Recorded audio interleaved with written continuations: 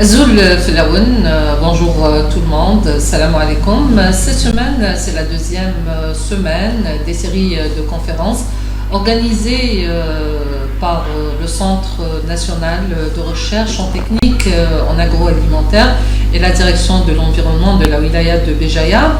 On a vu la semaine passée tout ce qui concerne l'environnement et le Covid-19. Pour cette semaine, il y avait une série de conférences sur le thème de l'agriculture.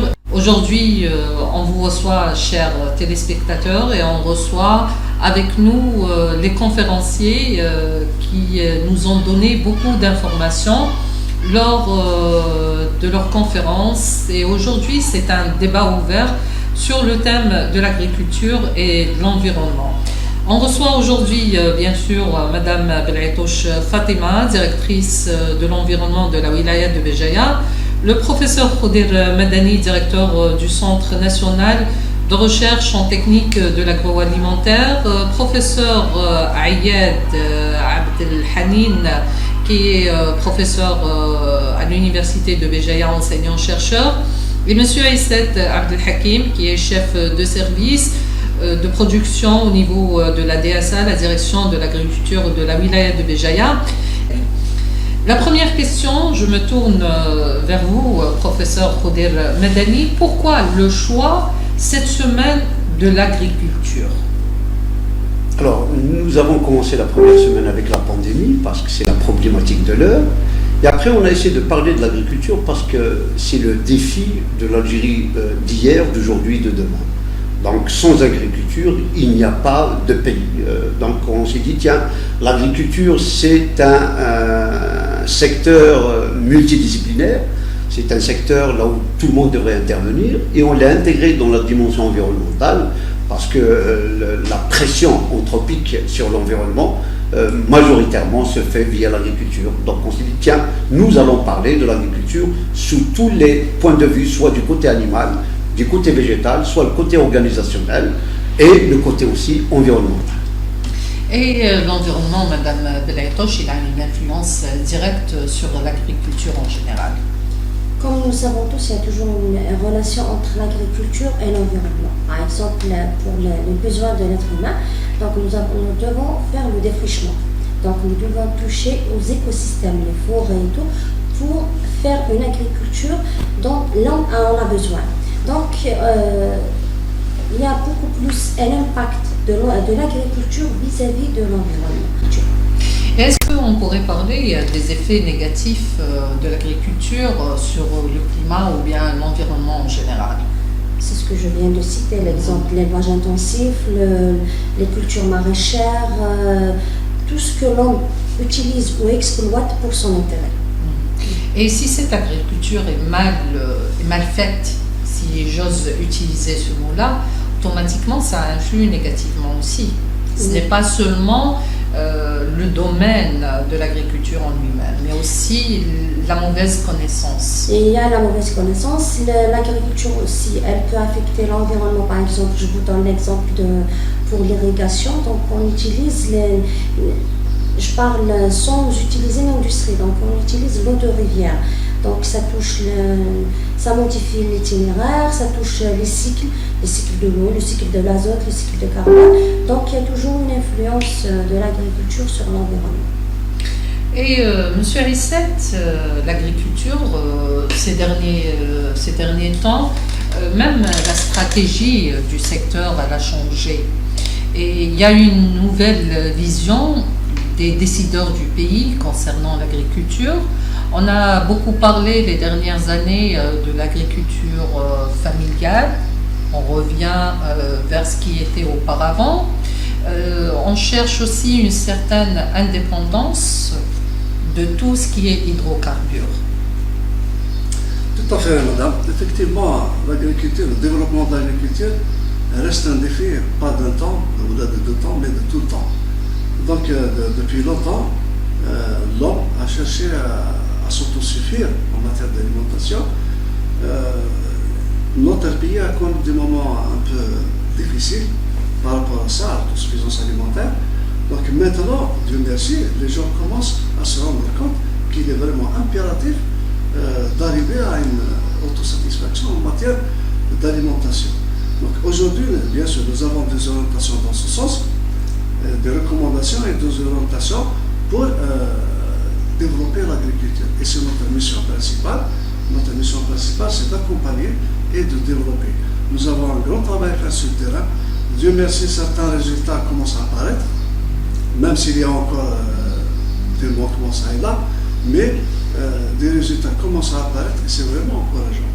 Donc, peut-être qu'on pourra ajouter quelque chose tout à l'heure en ce qui concerne l'exploitation d'une manière générale, comme vous avez cité l'exemple de l'agriculture familiale, qui a toujours fait partie de nos habitudes.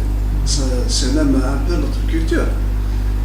Et justement, cette agriculture-là qu'il faudrait à tout prix développer, parce que nous avons un savoir-faire et nous avons aussi certaines habitudes par rapport à ça. Donc peut-être tout à l'heure, on pourra encore discuter et ajouter autre chose. Et professeur Ayed, bien sûr, on parle très souvent ces dernières années de la filiale de la viande. Et notamment, il y a une nouvelle vision aussi pour développer l'élevage en général. Et la wilaya de Béjaïa, on lui a donné l'élevage capra, qui est dernièrement une vraie tendance, même un petit peu, si j'ose dire ça, mondiale. Tout à fait, oui. La filiale viande qui est représentée par certaines espèces animales, en l'occurrence vous l'avez cité tout à l'heure, l'espèce caprine, mais vous avez aussi d'autres espèces qui sont en première ligne en termes de production, parce que le caprin, même s'il est dans notre région, dans la wilaya de Béjaïa, ça commence à reprendre, parce que l'élevage il existait déjà auparavant. Il existait, mais malheureusement, il n'est pas rentabilisé. Il n'est pas valorisé en notre temps. Généralement, on le retrouve dans un système d'exploitation qui est typiquement montagneux, familial. Mais ce n'est pas un investissement à grande échelle, etc. Comme le cas de la filière aviaire qui est vraiment a son mot à dire dans la production de viande. Et donc, oui, moi je pense que les autorités concernées à la fait tout des mains et des pieds, si vous voulez, des investissements dans cette filière-là, afin que les gens reprennent leur destin. Parce que maintenant, quand on voit la réalité et la conjoncture économique, on est obligé de revenir à nos habitudes ancestrales. L'agriculture de montagne, l'agriculture familiale. Et c'est un tout, c'est une chaîne. Il ne faut pas parler de l'agriculture, de l'environnement, les dissocier de la sphère animale. Et pareil aussi l'agriculture, la terre, etc. Ça va de soi. Si on veut réussir l'agriculture, on doit l'associer à l'animal. Et les deux là, pour qu'ils puissent réussir leur production, on est obligé de créer un environnement qui est favorable à une bonne production d'une manière générale. On en développera tout à l'heure, si vous voulez, la filière viande. Et vous venez de dire un environnement sain, et la wilaya de Béjaïa, qui est connue par son relief montagneux, donc il y a une grande difficulté à promouvoir ou bien à développer l'agriculture en général. Mais il existe l'agriculture de montagne et aussi l'élevage qui sied beaucoup plus à ce relief montagneux. Oui, il y a le relief, c'est l'environnement, la topographie, l'environnement d'une manière générale. Et c'est par rapport à la topographie, moi je ne la trouve pas comme un obstacle. Plutôt c'est un avantage. Parce que notre région, c'est une région qui a un relief diversifié. Vous avez la vallée, vous avez la côte, vous avez les montagnes. Et Donc chaque topographie elle a comment dirais-je là, sa spécialité dans l'élevage. Prenez par exemple la vallée, on retrouve généralement tout ce qui est aviaire, tout ce qui est bovin, laitier, rarement de viande, etc.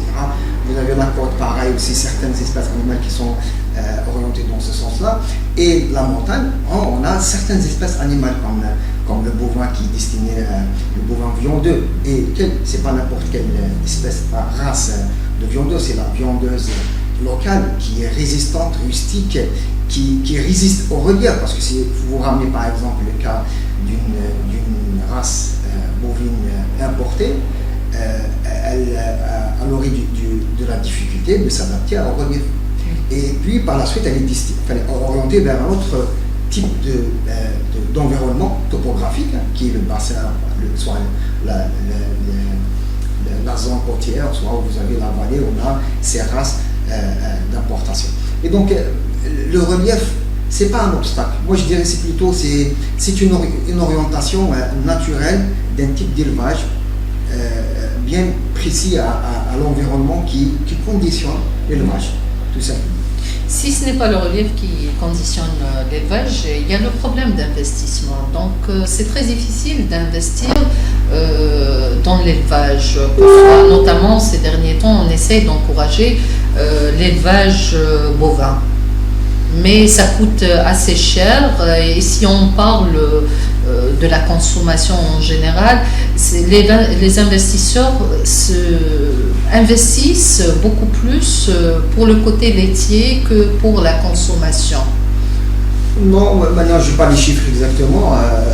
Je pense que quand on regarde un petit peu sur le terrain, on a une certaine proportion équitable entre le viandeux et le laitier. L'investissement, c'est vrai, l'investissement dans les zones montagneuses il est très difficile. Et c'est pour cette raison-là, je pense que même M. Aïssat pourrait me le confirmer, les gens, les autorités, les services agricoles, maintenant ils s'orientent plus vers l'agriculture de montagne qui ne nécessite pas des grands moyens, des grands moyens dans le sens comme dans le cas des élevages intensifs. Non, moi je dirais que c'est des petits élevages familiaux qui peuvent s'organiser sous forme de coopérative, comme ça existait depuis X temps en Algérie, la notion, le concept de coopérative, afin que ces éleveurs-là qui n'ont pas les moyens de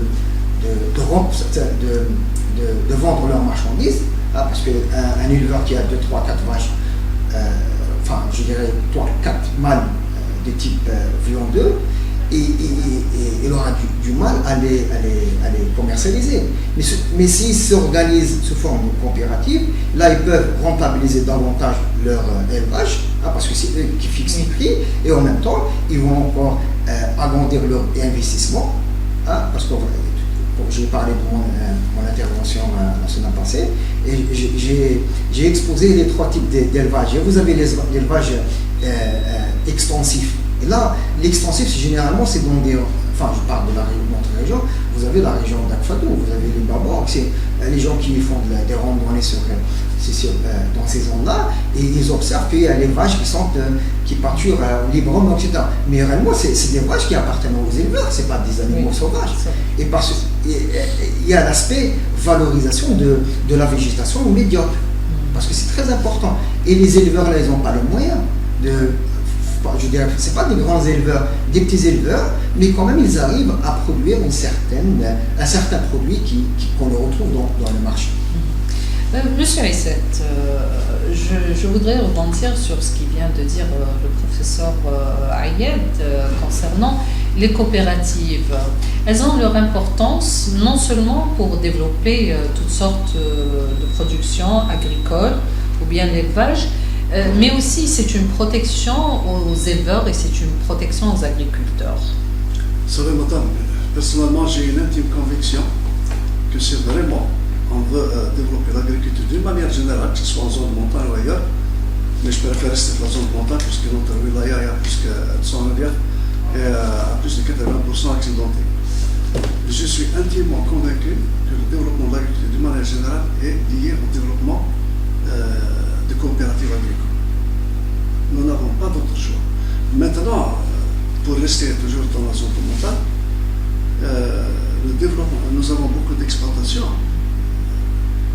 et il y a aussi un savoir-faire qu'il faudrait préserver. Alors, ils sont confrontés à d'autres types de problèmes, pas uniquement à l'existence ou pas de coopératives. Le développement de l'agriculture au niveau de la montagne dépend essentiellement de l'existence d'un certain nombre d'infrastructures de base, telles que l'ouverture de pistes agricoles. Les gens demandent ça d'une manière incroyable. Et c'est une nécessité. Donc nous travaillons dans ce sens. C'est pas mal. Ça demande. Il y a toute une procédure. Mais je ne voudrais pas rester trop du côté administratif. C'est un peu. Donc le deuxième point, le deuxième critère de développement, c'est la réalisation ou la mobilisation des ressources en eau. Le captage des sources est inévitable. Et aussi la réalisation de retenues collinaires. Puisqu'on est en présence de collines et tout ça, il faut à tout prix aussi réaliser des retenues collinaires. Ça, en ce qui concerne la mobilisation de l'eau. Le troisième critère, c'est l'emploi de l'énergie électrique. C'est aussi un facteur très important. Et aujourd'hui, il faudrait aussi penser à intégrer l'énergie renouvelable au niveau de la montagne. Ensuite, bien sûr, la coopérative elle va fédérer toutes ces exploitations-là, donc ça va pérenniser l'activité elle-même. Donc les gens ils vont travailler, ils sont sûrs que leur produit il est là, il va être écoulé, tout ça. Donc c'est un véritable appui à ces exploitations. Et c'est ça ce que nous cherchons actuellement, parce qu'il ne faut pas oublier qu'il y a eu quand même pas mal d'investissements qui ont été opérés depuis plus d'une décennie, des sommes très importantes. Aujourd'hui, l'exploitation agricole est produit et elle joue son rôle, même si ce n'est pas vraiment parfait. Mais il y a de la production. Maintenant, autour de cette exploitation, il y a un manque d'activité, il y a un manque de dynamisme.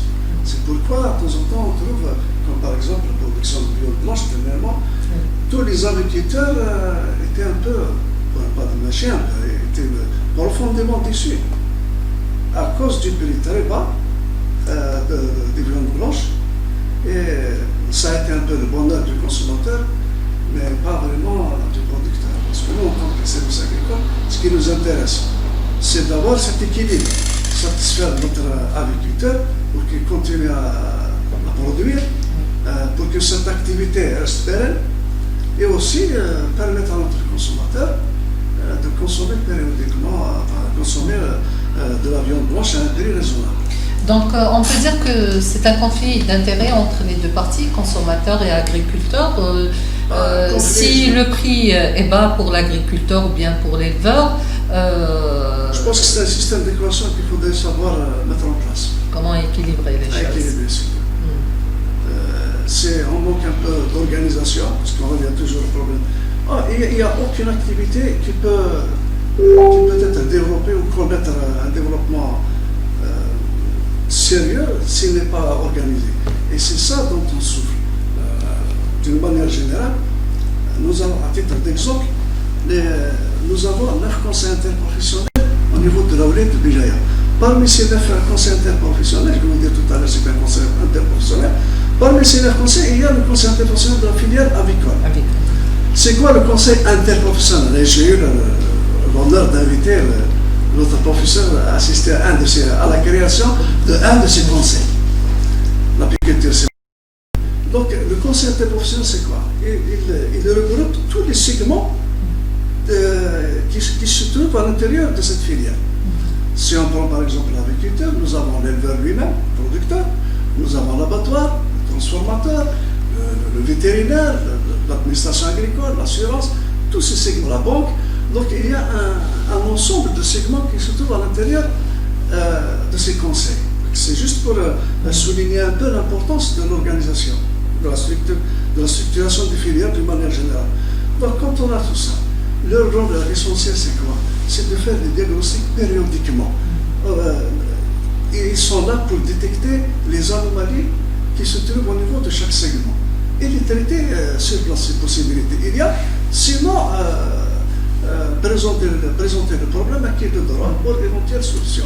Donc, mais ça reste toujours en théorie. En pratique, il reste encore du chemin à faire. C'est très difficile d'appliquer les théories dans le réel. Parce que, oui.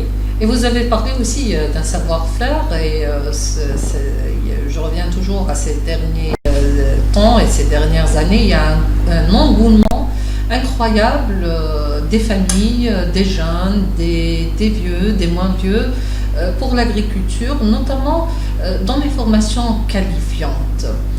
L'agriculture, l'apiculture, le greffage, le taillage. Madame, je vais vous répondre par un simple exemple qui ne date pas plus d'hier. J'ai reçu quelqu'un, une jeune demoiselle, qui voulait investir, mais elle ne sait pas ce qu'elle veut faire. Je lui ai cité 2 exemples. Quand j'ai discuté avec elle, je savais qu'elle veut faire quelque chose, mais elle n'a pas assez de terrain, tout ça. Donc, personnellement, avec la petite expérience qu'on a avec les gens, il y a certains critères, certains points, certaines informations dont on a besoin pour qu'on puisse orienter la personne. Cette jeune demoiselle, elle est intéressée par quelque chose que les gens ne font pas, quelque chose de nouveau. Je lui ai cité 2 exemples. Mais aujourd'hui, on ne peut rien faire sans une qualification, sans formation, sans la science. Et il faut la qualification, il faut la formation. C'est une condition qui est nécessaire, mais il n'est pas encore suffisant. C'est comme les conditions en mathématiques. Condition nécessaire, mais pas suffisante. Donc, je lui ai cité l'exemple d'escargot, l'élevage d'escargot, je ne sais pas comment on l'appelle en français, il a un terme. L'élevage d'escargot, c'est une activité qui est très intéressante parce que rares sont les gens qui la font. Je connais un seul bonhomme qui pratique cet élevage à Guelma. Il fait directement de l'exportation. Et c'est des protéines saines et c'est très demandé. J'ai lui aussi cité l'exemple du poulet fermier qui n'existe pas chez nous. Il y avait notre ami qui a commencé un certain temps dans la région de Tasman à faire un peu de poulet fermier, malheureusement il a arrêté. Donc les activités, il y en a. Il suffit juste de détecter quelles sont les activités qui siègent au niveau de telle ou telle région. Le savoir-faire au niveau de certaines régions, au niveau de Daoulia de Bijay, bien sûr, et il y en a. On peut citer l'exemple de la fixation du marge. Les marges, ce sont des gens qui excellent dans ce genre d'activité. On peut citer aussi la région de Villalé, comme la poudre de la paprika, le poivre rouge. Poivron rouge quand il est. Et il y en a d'autres aussi.